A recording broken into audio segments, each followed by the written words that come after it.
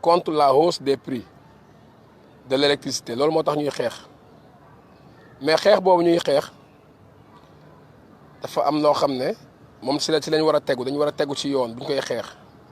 tegu ci charte yi nga xam ne ak plan yi nga xam ne mooy tax stratégie bi ñu mën a teg pour xeex bi gën a mën ñu bëri dañoo yàqamti xeex bi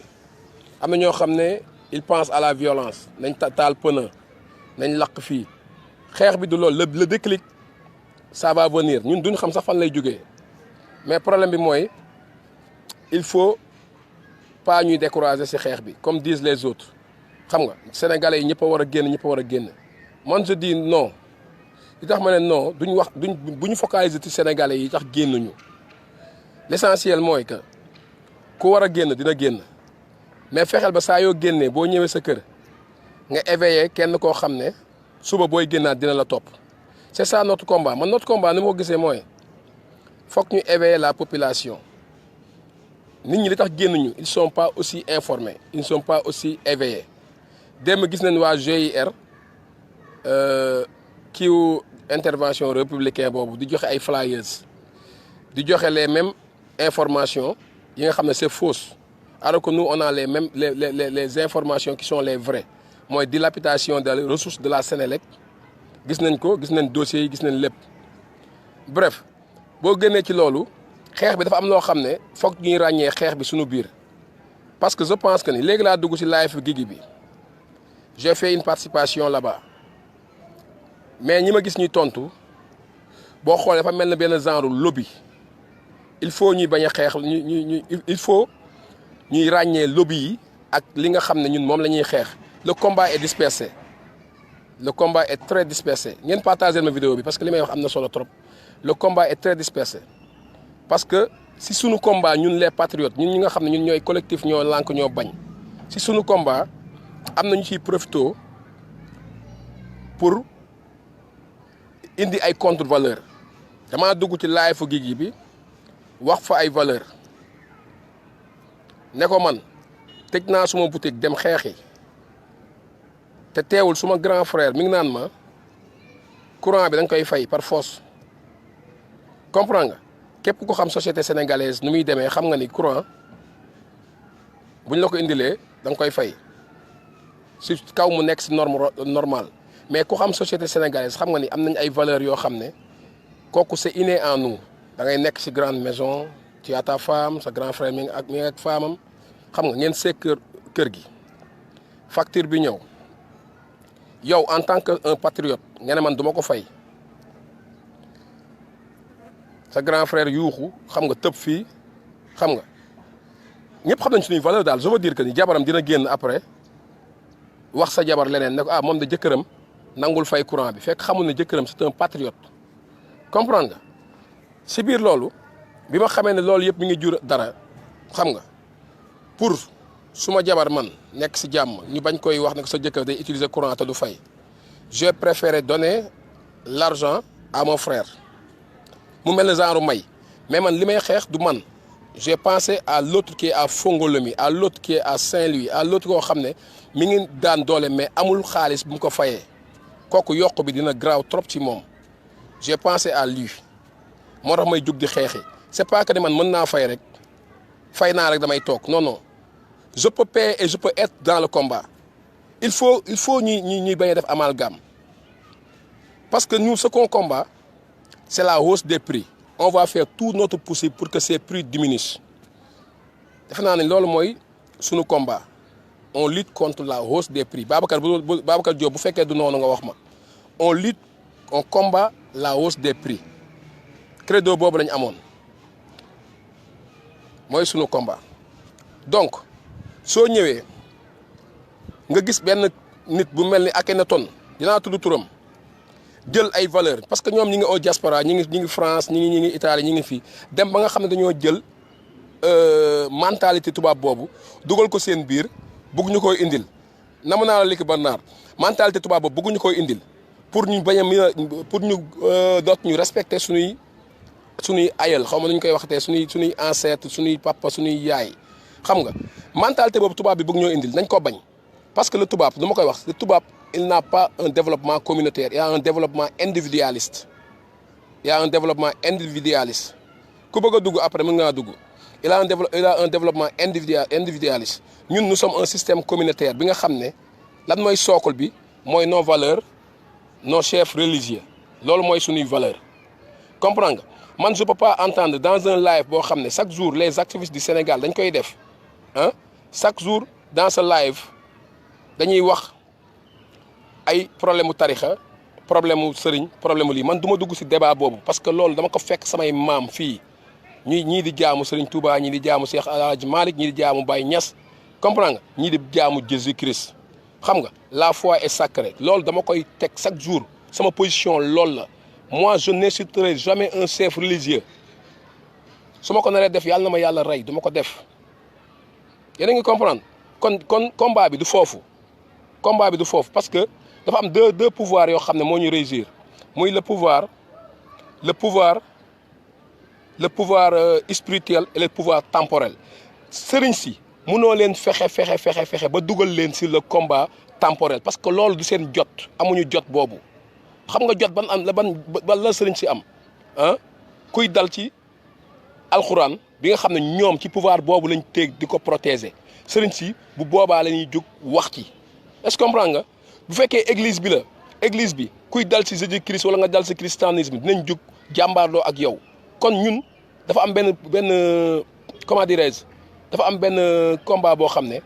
mooy le Sénégal tarixa yi mun nañ ko ku nekk ak sa tarixa mais le Sénégal on ne peut pas le diviser nañ xeex pour le citoyen lambda bi nga xam ne ci jëbi kenn bindu ci taalibe murit ki nga xam ne si jëbi kenn bindu si taalibe tijaan ki nga xam ne si jëbi kenn bindu si taalibe Jésus Christ ñun ko ñooñu la ñuy xeexal on est là pour les citoyens mais on n'est pas là pour di xas sëriñ si wala ñuy xas église bi wala ñuy xas ay chefs religieux yi nga xam ne dañoo fekk ñun suñuy maam di fa nekk bu boobaa tubaab bi liñ bëggoon dañ koy am bu boobaa tubaab bi liñ bëggoon dañ am mooy xamu lan mooy bafouer nos valeurs c'est-à-dire xam nga doot ñu respecter kenn xam nga anarchie totale moo fi am sa papa day wax nga ne ko tu mens maman wax nga ne ko tu mens loolu chaque jour dama koy dénoncer xam nga bu dee loolu mooy combat bi man je trouve que je ne serai pas utile à ce combat dama koy wax muy clair xam nga man li may combattre ak li ma gëm sama conviction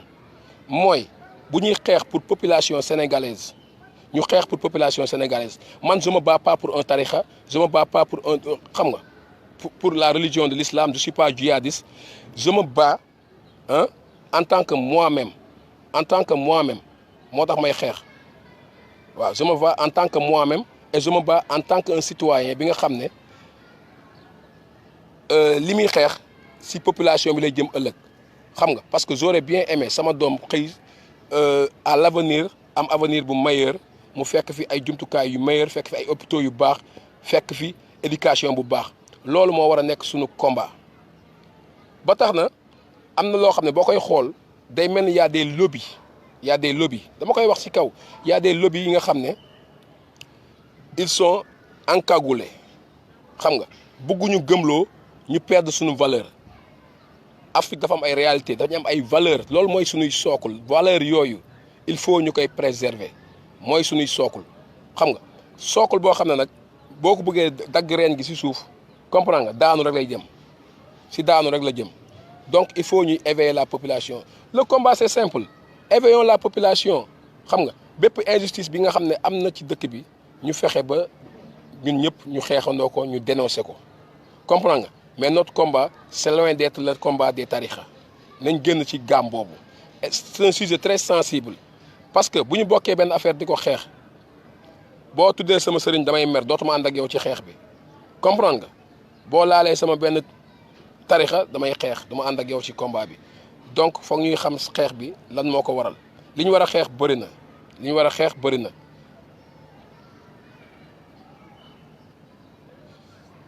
xaaral ma lire voilà Babacar tu as parfaitement raison xam nga yow da ngay gis say publication chaque fois di nga koy dénoncer yaag man ñoo yem man je ne cracherai jamais sur les foyers religieux du ma ko def teg mindeef amul pour ma defal ko xam nga parce que ñun ak tubaab bi bokkuñu tubaab bi lañ bëgg a dindi si ñun mooy la foi xam nga la foi lañ bëgg a dindi si ñun foi boobu tubaab bi bëgg a dindi si ñun nag duñ ko nangu nit ki day am gëm-gëm nit ki dafay am loo xam ne daf ko gëm xam nga nit ki dafa am loo xam ne daf ko gëm man su may dem ci terrain bi ah l'islam taxul ma dem ci terrain bi christianisme taxul ma dem ci terrain bi nekk murid taxul ma dem ci terrain bi nekk tijaan nekkul taxul ma dem ci terrain bi je me bats pour tous les citoyens sénégalais c'est ça ma conviction je me bats pour tous les citoyens sénégalais xam nga je me bats pas pour moi du ma ne man am naa li ma fayee courant dama koy fay bon basta xam nga même bu ma ko fayee dinaa dem ci combat bi même bu ma ko fayee dinaa dem ci combat bi parce que li ñuy xeex mooy yokkute courant bi moo bëri am nañu ko am te ñëwuñu ci combat bi am nañu koy fay ne teg toog ne yàlla baax na xam nga man moom dama wax yàlla baax na dama koy fay dem ci combat bi c'est ça qui nous intéresse mais boo xoolee y a des gens tapis dans l'ombre yoo xam ne dafa mel dañ leen a fay je ne sais pas dafa mel dañ leen a fay xam nga ñuy tirer sur les foyers religieux te ku ci ne biñ lay tudd imam moo ñëw toog tudd la est-ce que comprendre nga li ma lay wax donc ñoom ñëpp dañuy def amalgame xam nga pour lan tuddoo sa doom ci biir néeg bi pour lan tuddoo sa doom yow kese ci biir néeg bi nga ne man faalewu ma religion bi faalewu ma dara pour lan defoo ko ah donc on fait de l'amalgame chaque jour am na ñoo xam ne ñaan xam nga amul grand frère amul papa amul yaay amul te ku sa yaay woowoon téléphone nga jël ko ah il faut pas xam nga il faut pas ñu jël combat bi di ko se concentrer ci ay sëriñ nañ bàyyi sëriñ si seen pouvoir spirituel la sëriñ si am na loo xam ne doo leen ci dugal te am na loo xam ne kenn mënul fexe ba sëriñ si wax si comprends nga parce que loolu du seen cër comprends nga loolu du seen cër xam nga taalibe yi ak sëriñ si beneen affaire la xam nga beneen complicité la comprends nga avant ngay doon taalibe tu es citoyen donc da ngay jël sa mbubu taalibe nga teg ko fële nga yor si mbubu citoyenneté bi comprends nga bañ a xool ay sëriñ ak bañ a xool ay dara comprends nga mais man li ma gis mooy y a des gens tapis dans l'ombre encagoulés qui tirent toujours les ficelles sur les marabouts loolu nañ ko bàyyi loolu day jaxase suñu combat ba pare ça nous massifie pas ça nous divise et beaucoup dañuy gedd combat bi combat bi ñun la il faut que les gens ñëw ci terrain bi ñi nga xam ne ñëwuñu ci terrain bi buñ leen a xas man du ma leen xas du ma leen wax dara xam nga la laay jàpp ils sont pas aussi éveillés que moi comprends nga ils sont pas aussi éveillés que moi xam nga Moussa Camara garaawal man pareeguma peut-être pareeguma mais man je suis dans tous les fronts dem naa fa mën naa la yónnee photo yëpp tous les fronts dem naa fa est-ce que comprends nga su may pare c'est pas damay pare pour Moussa Camara xam ni pare naa wala damay pare pour un certain Akhenaton xam ni pare naa du ma ko def comprends nga xam nga sëriñ si nañ leen tegee à côté xam nga parce que doo jël benn sëriñ di ko marsuloo est-ce que comprends nga doo jël benn kii di ko marsuloo mais bis boo laaloon alxuraan wala nga laal église bi di nga gis église bi génn wala nga gis waa sëriñ si ñu génn donc pouvoir yi bokkuñu xam nga ñun ñëpp a jàng école xam nañ le pouvoir spirituel et le pouvoir temporel xam nga dafa mel ni kon ñun amatuñ doole ñun citoyens yi amatuñ doole di woo sëriñ si combat bi non le peuple c'est le pouvoir ñan ñooy le peuple xam nga le peuple c'est moi c'est Fatoumata Danso le peuple c'est Babacar Diop comprends nga ñun ñooy le peuple est-ce que comprends nga parce que man du ma xooloon Babacar Diop du ma xool ci jébi na est-ce que bi tàmboon nañ ci taalibe Serigne Touba wala taalibe El Hadj Malick wala taalibe Baye Niass du ma ko xool je m'en fous je me dirais que Babacar Diop c'est un citoyen qui est avec moi qu'on va lutter ensemble comprends nga ñun deux rek mun nañoo fexe état bi dégguñu même bu dee une personne na Macky Sall xam ne nootul dëkk bi yëpp loolu moo am importance na Macky Sall am na ay gens yi nga xam ne dañuy bañ loolu moo am sens mais vraiment combat bi gars yi ni ñu ko gisee ak man ni ma ko gisee ça fait deux le combat c'est pas ça le combat c'est pas faire des lives insulter des marabouts par ici xam nga le combat c'est ñu xam ñun lan lañ am ba pare balaa ñoo mën a combattre ñu xam lu ñu am ba pare comprends nga am na yenn valeurs yoo xam ne mënuñu ko am ba pare bëgg valeurs yooyu dañ fi ba pare ñu bëgg a nekk en tant que sénégalais il faut pas ñu jël ni dañuy nekk comme tubaab bi aujourd'hui on va être comme les tubaab du dëgg du yoon du dëgg du yoon parce que tubaab bi lan la tubaab bi pare na bu yàgg ñun ñuy doog a pare ah tout ce qu'on ñun nous sommes des consommateurs xam nga tubaab bay def ay recherche am indil ñu ay affaire tegal ñu ko ñun ñu koy consommer xam nga nañ wax ci gouvernement bi muy defar ay école ay université de recherche xam nga jël suñuy ingénieurs yi nga xam ne ñoom ñoo nekk fii di xam yenn yi ñu leen bi c'est ça le combat mais toog fii naan sëriñ si mais sëriñ bi mënul la defaral benn loo xam ne yow sa réew moo ko yor parce que on est une république laïque xam nga nous sommes une république laïque xam nga amuñu benn loi boo xam ne sëriñ see ko bind toutes les lois yi fi nekk ah tubaab yee ñu ko bindal tegal ñu ko fii à partir de Senghor ba léegi xam nga mu nekk ci constitution bi comprends nga donc li may wax rek mooy nañu xam la base de notre combat nañ koy xam nga sëriñ si teg leen fële de côté parce que sëriñ si citoyens yi ñoo ëpp sëriñ si Sénégal boo xoolee 5 confrères la xaw ma 6 confrères yi est-ce que comprends nga sénégalais yi nag ñoo ëpp am na ñoo sénégalais yoo xam ne fan ngeen foo leen di teg ñi nga xam ne gëmuñu dara te day ay c'est des sénégalais y a des athées parmi nous xam nga y a des athées parmi nous Moussa Camara soo bëggee dugg après ma dugal la comprends comme ça nga wax sa xalaat comprends nga y a des athées parmi nous na lañ ko xam am na ñoo xam ne gëmuñu sëriñ gëmuñu xam luñ gëm la république comment marche la république am na ñoo xam ne ñu ngi si biir politique bi gëmuñu dara xam nga lan lañ xam mooy loi bi nga xam ne arrangé wul citoyens yi ñu kaas ko teg ko ci plateau bi kaas ko xam nga donc ñun nañ leen ressaisir suñu bopp xam nga chacun a droit de critiquer mais critiquons dans des bases normales dans les bases qui résistent nos valeurs xam nga chaque fois du ma ko taillé di wax on a des valeurs tu ne verras jamais un Aronaña nekk si kaw tali bi mbaj benn pas kooku je peux dire que tu ne le verras jamais loolu lan moo ko indi valeur da nga koy gis ci tubaab bi nag est-ce que comprends nga doo gis Aronaña génn daggal fenn benn sëriñ du ko def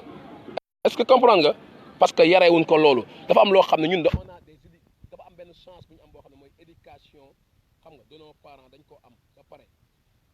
éducation boobu dañ ko jël def ko muy suñu base ñu am yar ak teggin xam nga ba nga xam ne bu régime bi yaradikoo ñu wane ko ni ñun tamit xam nga mën nañoo yaradiku comme yow parce que ba régime bu yaradiku lañ am régime bi lañ yarul comprends nga comme ñun nag dañu jàngal yar bu régime bi yaradikoo nañ dal ci kaw régime bi mais pas pour les ñëw si marabu yi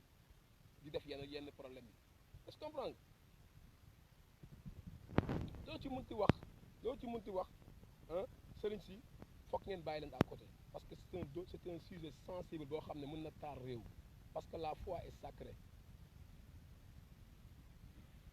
xam nga la foi est sacrée comprendre sëriñ si duñu wax ci waxu àdduna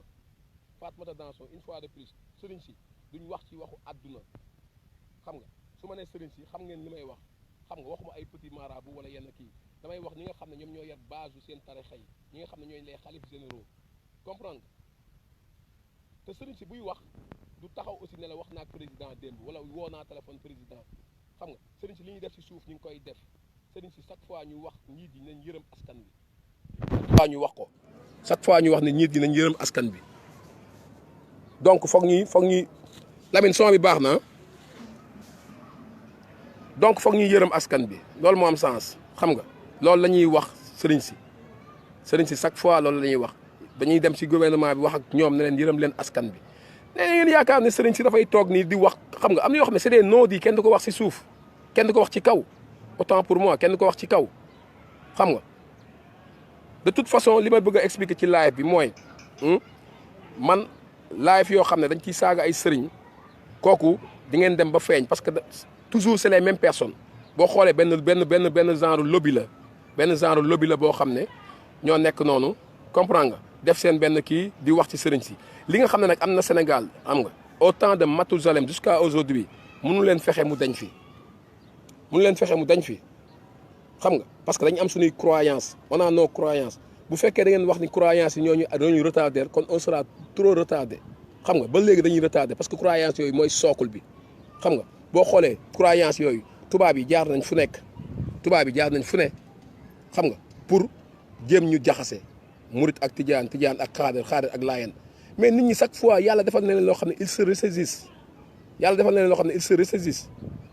xam nga parce que bu tubaab bi jaaree foofu léegi foofu baaxul xam nga fan lay ñëw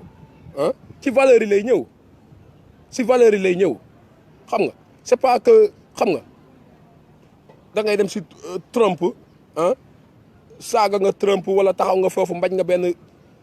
xeex nga ak benn américain wala affaire yooyu xam nga bu la mag wala wax nga benn américain tu mens wala affaire boo ñëwee Sénégal tu vas dire une personne xam nga bu mag a mag nga ne ko tu mens ah boo ko defee ci marché bi boo taxawee benn paa wax nga ne ko nga saaga ko jeunes yi ñooy dal sa kaw jeunes yi ñooy dal sa kaw ñuus la ba nga xam parce que ñun loolu lañ xam nga respect lañ xam ñun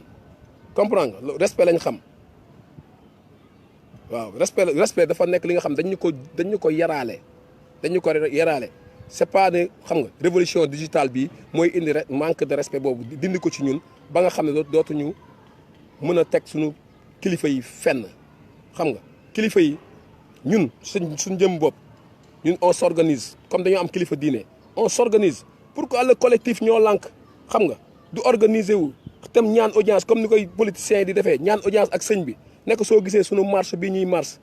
lii moo tax ñu koy marche lii moo tax taalibe ñun ñi nga xam ne ñooy kii ay taalibe leen ñii ay taalibe lii leen nii la ay taalibe te ñun dañuy ñafe ah di fay suñu courant dañuy ñafe di ñëw màggal dañuy ñafe di ñëw gàmmu te suñu amee suñu at yi dañ ko fi indi xam nga te suñu poos mënatu ko waxal ñu kilifa réew mi mu wàññi lii ak lii xam nga on fait ça dem ci xalif général Mouride bi dem ci xalif général Tidiane dem ko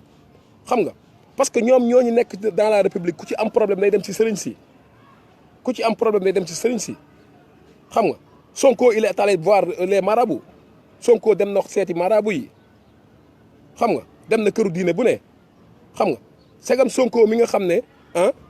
beaucoup de la jeunesse ñi nga xam ne ñëpp si moom lañu yaakaar day dem ci sëriñ si kon xam na moom fu seen doole toll xam na fu seen doole toll kon doole marabout yi bu ñu leen minimiser les marabouts ils font partie xam nga du pays mais pouvoir yi ñu yor ak pouvoir bi nga xam ne Macky Sall moom la yor c'est diamétralement opposé c'est deux pouvoirs opposés donc nañ leen bàyyi di wax ci waxu kilifa diine yi comprends nga luttons dans le bon sens nañuy xam ne combat bi c'est un long processus xam nga du tey dañuy ñëw rek ah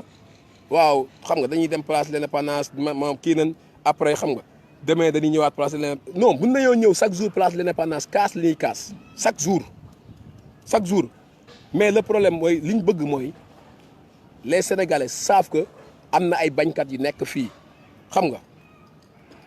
paralyser le système on a paralysé le système avant-hier vendredi on a paralysé man j'étais là-bas on a paralysé le système ñëpp a tëj xam nga loolu c'est un manque à gagner loolu tu crois que c'est pas une victoire c'est une victoire xam nga buñ ko suufeel dañ xam ne ñun xeex nañu buñ ko suufeel mais bu ñuy wax ñu ne ñoo sëriñ si à chaque fois rek ah ñuy victimiser wu nañ bàyyi loolu nañ bàyyi di victimiser wu naan sëriñ si kenn teguñu ko xam nga ñun ñoo ko teg suñu bopp ñun les Sénégalais ñoo ko teg suñu bopp na ku nekk commencé éveiller sa prochain ku nekk commencé éveiller boo demee marche boo ñëwee booy foo jógee maa ngi jógee ci marche ba kat booy nii la demee ah lii ak lii lañ doon kaas xamal ko kooku bu subaa moo naan la booy dem yóbbaale ma xam nga buñ pensé pas que bu leen pensé ne ñun on a été vaincu on a eu une victoire il y a eu combien d'arrestations 38 arrestations ça veut dire que ils n'ont même pas arrêté le tiers comprends nga li fa nekkoon bëri na te il croyait que les gens duñ génn loolu lañ yaakaaroon nit ñi duñ génn xam nga boo xoolee man 14h30 laa jaar biir place l'Indépendance laa jaar 14h30 laa jéggi jaar noonu dem Air France xam nga gis dispositif bi xam nga ma retourné ñëwaat bokkaat ci combat bi parce que xam naa ni comprends nga man su ma toogee keneen toog y aura pas quelqu'un qui va dire non même bu dee 2 personnes même bu dee Aline Badara Mbuub caat ñoom ñaar rek a fa nekkoon ah dañ ciy fier parce que dañu xam ni au moins y a 15000 Sénégalais moins 2 yoo xam ne kenn nootu leen donc Macky Sall nootul ñëpp xam nga foog ñu koy xamal ne ko yow mënoo noot ñëpp c'est ça la réalité xam nga mënul noot ñëpp xam nga te peuple benn personne rek benn personne ah mun na créer la révolution bu ñu yàqamti xeex bi xam nga xeex bi le déclic ah buy ñëw ñun sax daf ñuy bett ñun ñi nga xam ne ñoo yor xeex bi daf ñuy bett ñun ñi nga xam ne ñoo yor xeex bi daf ñuy bett donc xeex bi combat bi dañ ko jël au sérieux jël ko bañ ko def un combat religieux comprends nga parce que am na ñoo xam ne loolu lañ yàqamti les gens tapent sur les religieux xam nga lobby yaa ngi fi am na ñoo xam ne depuis xam nga ay Mahmoud Diop ay kenn xamul xam nga ñoo xam ne mosuñu gëm affaire u sëriñ lu ne jëm nañ ko fee teg mais mënu fee deñ Sénégal dafa am loo xam ne mënu fee deñ sookul boobu mënu fee deñ xam nga te sookul boobu ngeen di xeeb nii bay tàppe ci toog sookul yooyu ñoo téye réew mi sookul boobu ñoo téye réew mi xam nga te sookul yooyu billaahi bu ñu fi dañoon ngeen xam ne Sénégal kon dootul nekk seen tubaab bi dañ fiy ñëwaat xam nga parce que avec nos dirigeants là ñu bëri li ñu ko bëggoon def sëriñ si lañ ciy xool xam nga bu ñu demee ba Macky Sall taxaw naan xam nga on n'est pas prêt pour l'homosexualité ça veut dire que il sera prêt mais il ne sera jamais prêt parce que sëriñ yi ils l'ont à l'œil parce que xam nañ loolu ak seen principe religieux àndul xam nga àndul christianisme da koy bañ islam da koy bañ te ñun ñaar yooyu lañ fi am le christianisme et l'islam comprends nga loolu moo fi nekk na leen ko wax xam nga te bàyyi ngunee bi toog nii ah ay gars tapis dans l'ombre ñëw di ñu gëmloo man je les connais je les dévoilé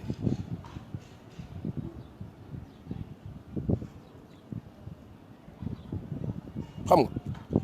man je les ai dévoilé xam naa leen chaque fois xam naa ni ñii xam nga ci lobby boobu lañ bokk xam nga mais man wësam kenn mënu maa perdre loo samay valeurs man j'ai des valeurs strictes valeurs yooyu xam nga avec l'arrivée du digital yeeg live yeeg yooyu mënul génn ci man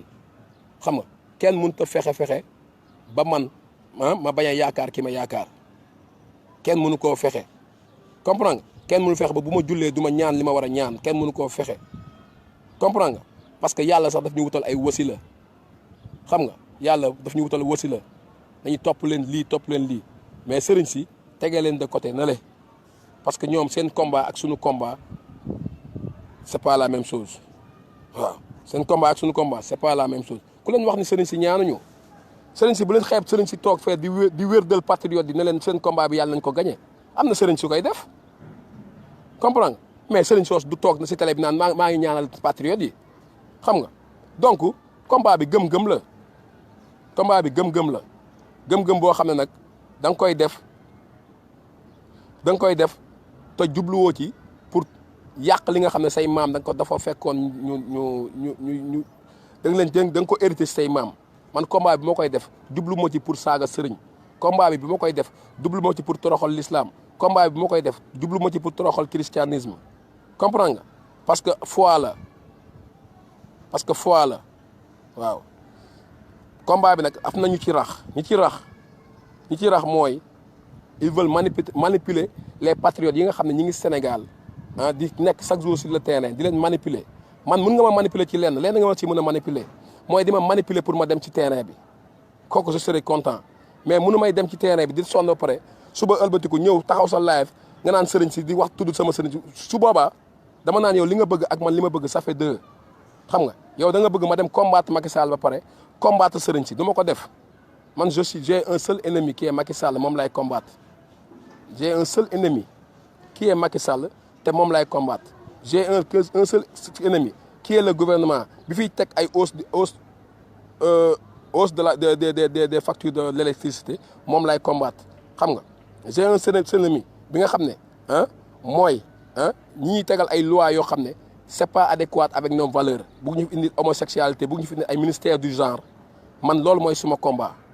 c'est ça mon combat xam nga donc na leen xippuwaat suñuy bët ñu xool ñu xippuwaat suñuy bët di bañ a dem amalgame xam nga parce que ku ci dem ba say valeur nga perte ko tamit amatoo repère nos valeurs sont nos repères loolu kese la nos valeurs sont nos repères xam nga doomu Babacar Diop wala doomu Lëkki Birnaar wala doomu Arona Niang su ma ko gisoon si mbedd mi mu saaga benn paa dama koy jàpp dóor indi ko ci Arona Niang du wax dara Lëkki Birnaar du wax dara Babacar Diop di wax dara loolu xam nga lan moo ñu ko may ah valeurs yi moo ñu ko may xam nga valeurs yi moo ñu ko may parce que instant boobu Babacar wala Lucky Bernard wala Aaron dina kontaan ci man dina ma yaral nga ma sama doom ci mbedd boo ko yarul woon ci mbedd mi sax du ma xam ne def na lii ci mbedd mi xam nga donc dañ leen ressaisiraat waaye dañ leen ressaisiraat suñu bopp xam nga suñu combat dafa bëri combat yi dafa bëri xam nga combat yi dafa bëri amaan nañ beneen combat boo xam ne mi ngi ñëw c'est quoi mooy affaire la dévaluation qui ne dit pas son nom xam nga affaire éco bi mi ngi ñëw xam nga donc on est dans l'esclavage économique on est dans xam nga benn genre colonisation économique xam nga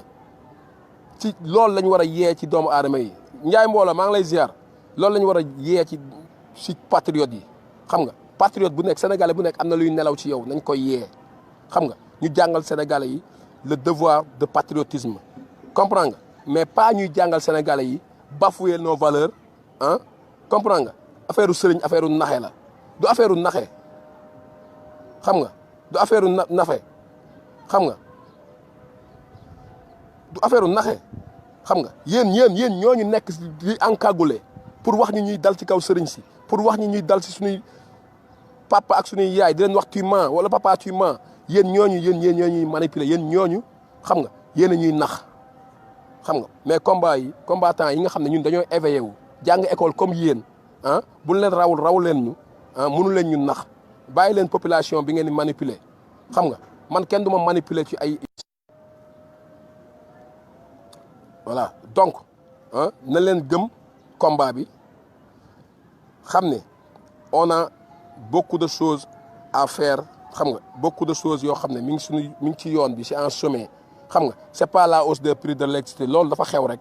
est-ce que comprendre nga du loolu sax moo ñu gën a impacté xam nga sunu mbiru pétrole bi nañ ci wax comprendre nga des contrats nébuleux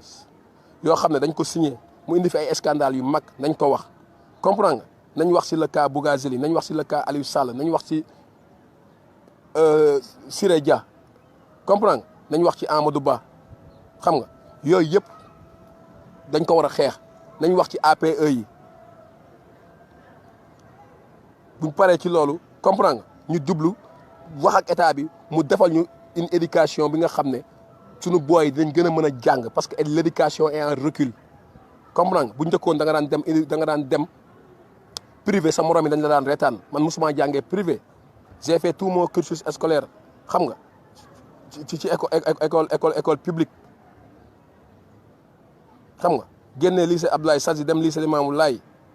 comprendre nga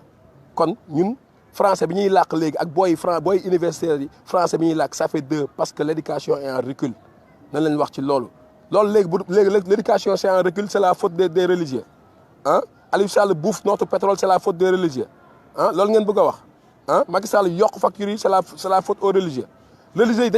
yi toppatoowuñu pouvoir temporel bi dañ leen a toppatoowul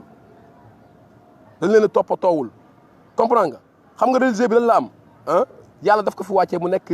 wasila taalibe bi moom lu mu koy digal mooy affaire yàlla affaire richesse ak pauvreté bokku ci xam nga ñëpp a yem xam nga ku ci nekk 7 mètres linceul la yàlla wax boo deewee nañ la ko suulee waxul ne riche bi bu deewee nañ ko defal ay linceulu or xam nga wala pauvre bi bu kii nañ ko defal linceulu njaxas waxul loolu yàlla waxul loolu comprendre nga yàlla jaamu la fi wax jaamu yeneen yàlla la yàlla wax sëriñ si nag loolu leen yàlla may ñu koy prôné buñ gisee ku jéggu yoon ci yoonu kii bi ñu woo ko wax ak moom xam nga mais yàlla waxul sëriñ si gëstu leen ah ñi leen di jiite ngeen teg leen ci yoon wala léeg-léeg non je suis pas d'accord xam nga sëriñ si buy woo ki ñu jiite da koy woo en tant que talibé da koy woo en tant que musulman xam nga ne ko yërëmal askan bi ibil ko suuraat ci alxuraan ne ko yàlla wax na fii nga yërëm askan bi wala yàlla wax na fii nga def lii ak lii xam nga mais ñun Sénégalais yi nag ñoo war a jël les choses en main parce que nous on a ñun kese ah chaque peuple a un guide qu'il mérite ñun ñoo mérité Macky Sall parce que ñun comprendre nga ñoo xeexul xeex bi c'est ça ñun ñoo xeexul xeex bi waaw Sénégalais yi bu ñu ñëwee jéngu ci kaw régime bi dina en arrière waaw mais mënoo jéngu ci régime bi ba pare xëyaat suba saaga sëriñ ñi nga xam ne démb ñoo nekkoon sur le terrain bi nga saaga seen sëriñ ñooñu la prochaine fois duñ dem xam nga parce que da ngeen confondre combat bi il faut pas ñuy confondre le combat.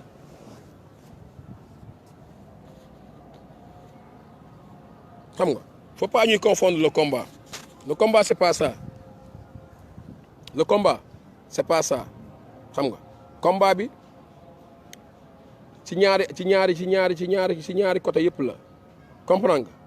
protéger nos socles religieux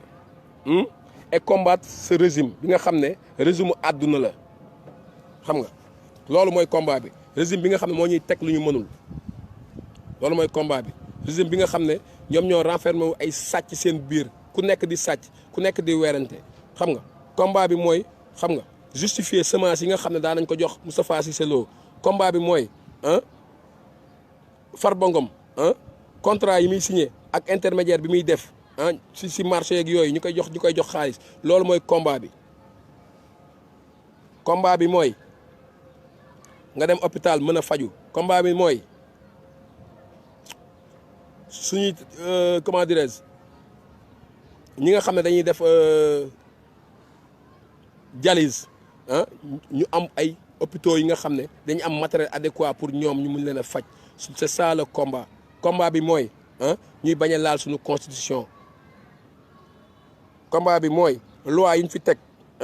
pour jéem a ñëw indil beneen genre mandat illimité ñu xeex loolu. am na yeneen combat yu gën a dur combat bii ñu nekk nii am na combat yu gën a dur parce que am na combat yoo xam ne bu ñu ko xasee ba perte mooy ci nooteel la ñuy dund. waaw gis ngeen fii sëñ Mbacke Ndiaye xam nga bi nga xam ne c'est un bouc émissaire dañ ko yónni xam nga pour mu sonder la population ci ay mandat illimité pour ñuy revoir ay loi loolu mooy combat bi loolu mooy combat bi xam nga dénoncer xam nga li nga xam ne c'est une dictature rampante loolu mooy combat bi xam nga parce que dictature lañ ñuy bëgg a indil dictature boo xam ne Macky Sall dafay toog ba 2035 wala ba 2040 di ñu yilif xam nga ci kaw lan ay lois yu ñuy retouché ay lois yu ñuy retouché xam nga di ci yokk ay ou bien ay xam nga di ñu dofloo c'est ça le combat xam nga combat bi mooy bañ troisième mandat bi loolu mooy combat bi xam nga mais combat bi c'est pas entre les patriotes et les religieux parce que patriote bu nekk am na foo gëm am na koo yaakaar xam nga te la foi elle est sacrée chaque jour ma wax ko xam nga waaw batterie bi mi ngi waaj a jeex nag xam naa dinaa ñëwaat ci yeneen live comprendre ngeen li ma la wax de toute façon daal li ma bëggoon wax naa ko mooy faut se méfier des lobbies yi nga xam ne ñun lañuy bëgg a manipuler ñun ñi nga xam ne ñooy nekk sur le terrain toujours dañuy bëgg a manipuler pour ñu gëm benn affaire mooy maanaam on respecte pas dootu ñu respecter kenn xam nga dootu ñu respecter kenn ku amatul mag amatul papa amatul yaay amatul sëriñ duñ ko def loolu bu dee loolu la ñuy xaar ci man moom du ma ko def man je n'insulterai jamais un marabout du ma ko def xam nga waxuma la sax benn marabout si mais ku ma mag sax du ma ko saaga xam nga du ma ko def parce que yarewuñ ma ko xam nga mais nag je serai toujours au devant bu ñuy combattre benn cause boo xam ne cause sénégalaise la xam nga cause citoyenne je serai toujours au devant waaw di leen jaajëfal sama gars yi xam nga di leen wax ne xam nga dama amoon benn cri de cœur moo doon def rek xam nga moo tax live bi yàggul xam nga di leen wax ne maa ngi ñëwaat ci yeneen live xam nga parce que am na ñoo xam ne foog ñu identifier leen xam ñooy kan xam nga parce que ñun xam nga lobby bu si nekk mën nañ xam kan moo ko diriger ak ñan ak lan moo tax mu am xam nga am na ñoo xam ne sëriñ si daf leen xatal am na ñoo xam ne daara yi daf leen xatal comprendre nga am na ñoo xam ne affaire daara daf leen xatal am na ñoo xam ne affaire sëriñ daf leen xatal te loolu yëpp ci kaw lay jugee mooy maanaam xam nga tubaab bi moo ñu koy gëmloo comprendre nga naan ñu lii moo nekk seen kii lii moo tax mun leen départ xam nga tarixa moo tax mun leen départ wala seen daara yi moo tax mun leen départ dañuy sóob daara ji yàgg na fi sëriñ si yàgg nañ fi xam nga te musuñu Sénégal ba fi sëriñ si nekkee ak daara ji ba léegi musuñoo am problème ak ay tarixa ay affaires yooyu jéem nañ ko essayer mënut a dox maintenant ils veulent entrer dans nos valeurs ah si valeurs yi lañ bëgg a dugg léegi ah saagal sa mag ah mbajal sa yaay waxal maman tu mens duñu ko def xam nga man je suis un patriote bu nga xam ne man terrain bi moo ma tax a jóg rien que le terrain nekk si terrain bi di kaasal Sénégal mooy sama conviction xam nga je suis derrière les citoyens yi nga xam ne ils sont démunis je pense à celui qui est à Fongolemi qui a ni eau ni électricité xam nga loolu rek laa xam ne xam nga moom may jar man di ñëw ci combat bi waaw gars yi ñu ngi nodd nag maa ngi arrêté fi kii bi live bi di wax ne ces imbéciles là yi nga xam ne dañuy encagoulé ah di tirer sur les marabouts nous on les connaît et on va les dénoncer xam nga on va les dénoncer quitte que à chaque jour dinaa def live wala chaque jour moo leen déggee naa def réplique xam nga duñ ko nangu xam nga on combat pour les citoyens on combat contre ce dictateur xam nga qui s'enrichit sur le dos des Sénégalais xam nga on combat pour Aliou Sall bi nga xam ne moo jël suñu pétrole xam nga defal ay contrats yi nga xam ne seul il pense à sa famille à l'avenir loolu la ñuy kaas ay Mambay ñaa yi lekk suñu 29 milliards dem ñu kaase leen ay palais ñun yooyu mooy suñu combat loolu mooy suñu combat di leen ñaanal jàmm wasalaam di wax ne gars yi di xëpp leen seen bët ngeen xool ko sama morom yi nga xam ne dañuy ànd di dem ci manifestation yi nañuy dem manifestation mu nekk suñu conviction mu nekk li nga xam ne ñun loolu moo ñu waral pour Sénégal mais pas waruñu pour ñuy saaga ay sëriñ wala di saaga ay suñuy valeur di ko bafouer valeur yooyu ak sëriñ soosu mooy suñu sookul te sookul boobu boo ko daggee Sénégal dara dootu fi des di leen ziar bu baax a baax sama gars yi yaa ngeen jëf di wax tamit xam nga Guy Marius Sagna ñu koy ñaanal xam nga fa mu nekk yàlla na ko suñu borom génnee ci lu gën a gaaw mu ñëw rejoindre ñu ci combat bi xam nga di wax Free Guy Marius Sagna di ñaanal ñëpp aussi ñi nga xam ne demoon nañ ci combat bi ak ñi nga xam ne arrêté woon nañ leen xam nga ñoom ñëpp di leen wax ne le combat continue on sera toujours avec eux chaque jour bu ñu wootee dinañ teew mais ce combat n'est pas religieux ce combat il est citoyen jaa ngeen jëf